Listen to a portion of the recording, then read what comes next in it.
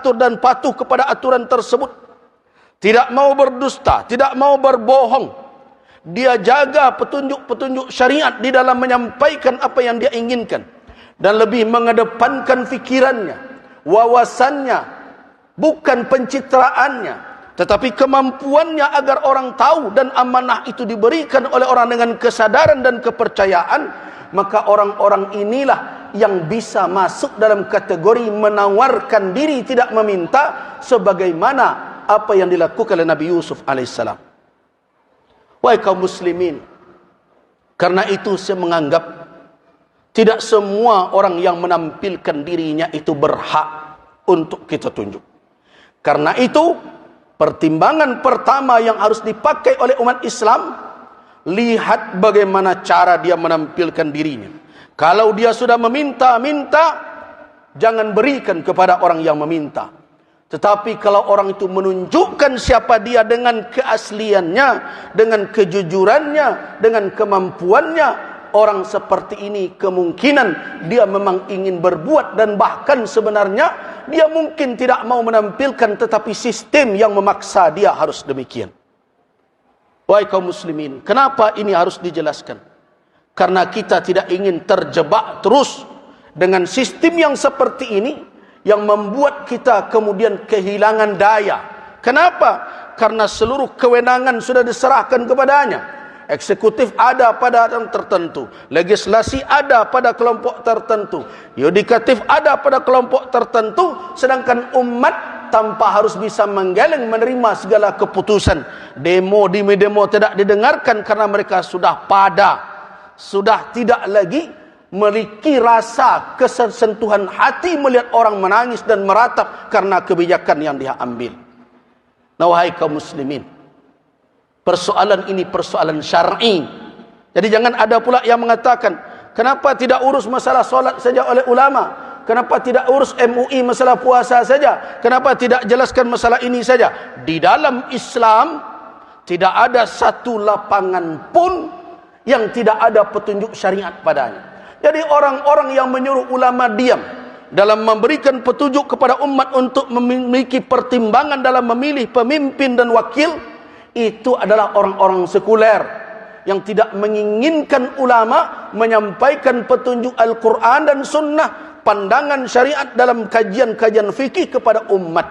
Ingat, Islam itu kamil, sempurna, syamil, meliputi seluruh masalah. Itulah makna al-yawma akmaltu lakum dinakum. Barakallahu lakum bil Qur'anil Karim wa nafa'ani wa iyyakum fi min al-ayati wal dhikrat. Aqulu qawli hadha wa astaghfirullah lakum minal ghafurur rahim.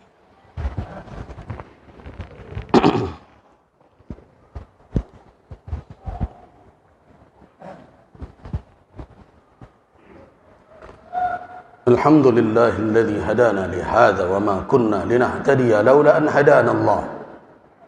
Asyhadu an la ilaha illallah wa asyhadu anna Muhammadar Rasulullah. Allahumma salli wa sallim ala abdika wa rasulika wa habibika Muhammad ibn Abdullah wa ala alihi wa ashabihi wa mawala, amma ba'du. Ibadallah, qala Allah tabaraka wa ta'ala fi kitabihil karim, ya ayyuhalladzina amanu taqullaha wa kunu ma'as sadiqin. Shadaqallahul azim. Jemaah-jemaah rahimakumullah, di antara keputusan yang diambil oleh para ulama se-Indonesia dalam ijtima' di Padang Panjang, bahwa memilih pemimpin, mengadakan suatu kepemimpinan di tengah masyarakat bukanlah suatu hal yang sunnah, tetapi wajib hukum. Tidak boleh suatu komunitas, apalagi bangsa yang besar ini, tanpa seorang pemimpin. Bahkan Nabi SAW memberikan petunjuk di dalam perjalanan bermusafir 3 orang saja. Nabi meminta harus ada seorang menjadi imam. In kuntum salasa fi safarin falyummakum ahadukum. Kalau kamu bertiga dalam bermusafir, jadilah seorang menjadi imam kamu. Apalagi dalam jumlah 270 juta lebih, tentu akan kacau balau. Karena itu, menghadirkan kepemimpinan dan adanya seorang pemimpin itu merupakan kewajiban, bukan sunnah. Nah, bagaimana caranya? Situasi dan kondisi yang ada bahwa negeri ini memilih satu sistem, terlepas setuju atau tidak setuju dengan konsepnya masing-masing. Tapi itulah yang disepakati saat ini untuk melahirkan seorang pemimpin. Kalau kita biarkan ini terjadi dengan alasan ini tidak sesuai dengan konsep kita berbagai macam, maka lahirlah pemimpin yang sama sekali mungkin berjarak jauh dengan nilai-nilai syariat. Karena itu, pilihan hanya satu untuk saat ini. Terlibat aktif dan cerdas. Terlibat aktif dan cerdas di dalam mewujudkan kepemimpinan yang baik.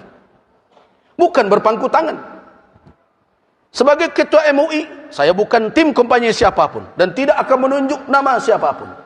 Tetapi sebagai ketua Majelis Ulama, saya berkewajiban menyampaikan kepada umat, wahai umat Islam, bahwa di dalam Islam, di dalam keputusan Majelis Ulama yang diambilkan dari petunjuk syariat untuk menunjuk pemimpin, memberikan sultah, kewenangan kepada seseorang menjadi pemimpin kita, harus memenuhi 4 syarat yang itu adalah syarat wajib pada Nabi SAW.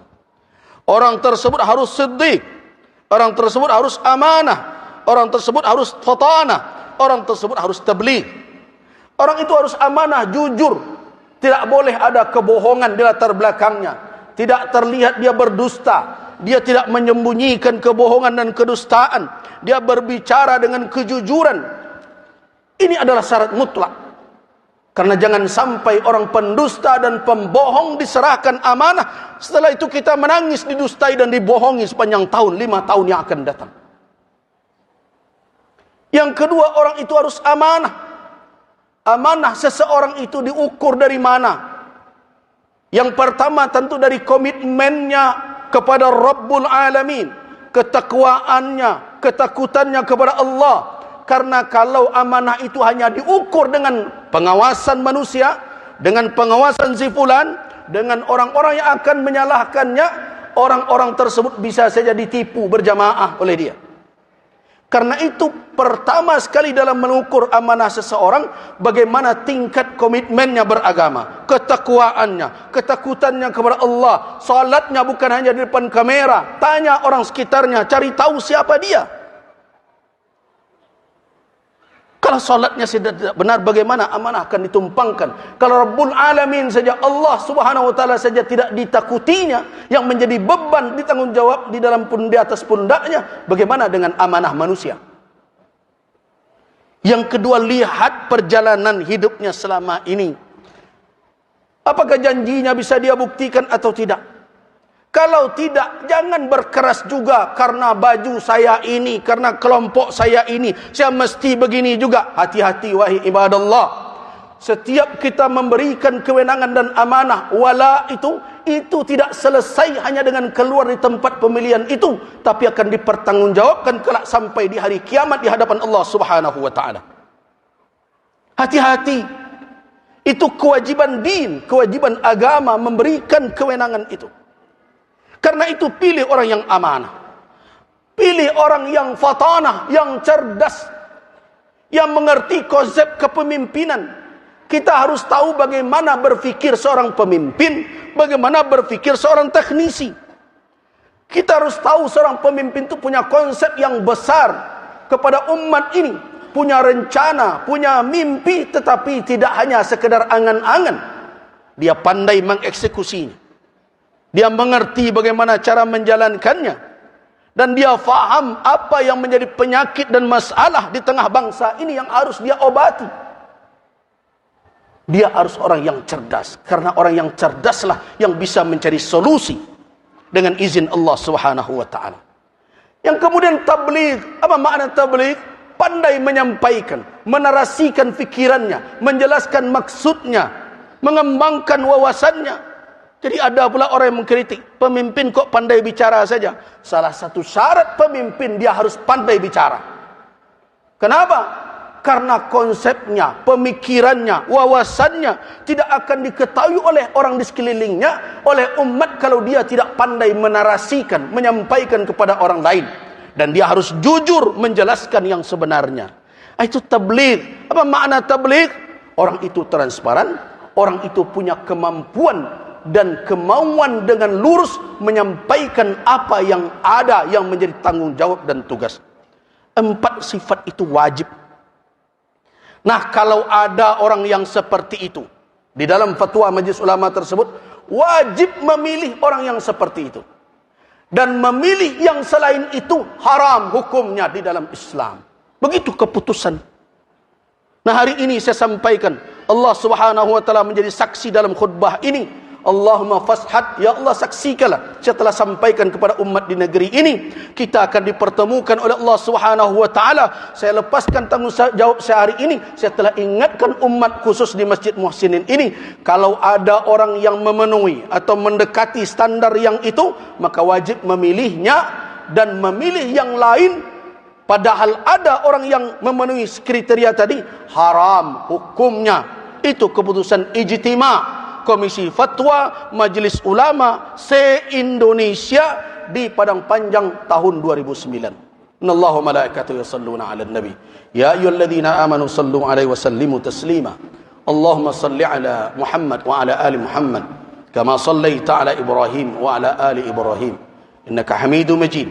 Allahumma barik 'ala Muhammad wa 'ala ali Muhammad kama barakta 'ala Ibrahim wa 'ala ali Ibrahim innaka Hamidum Majid.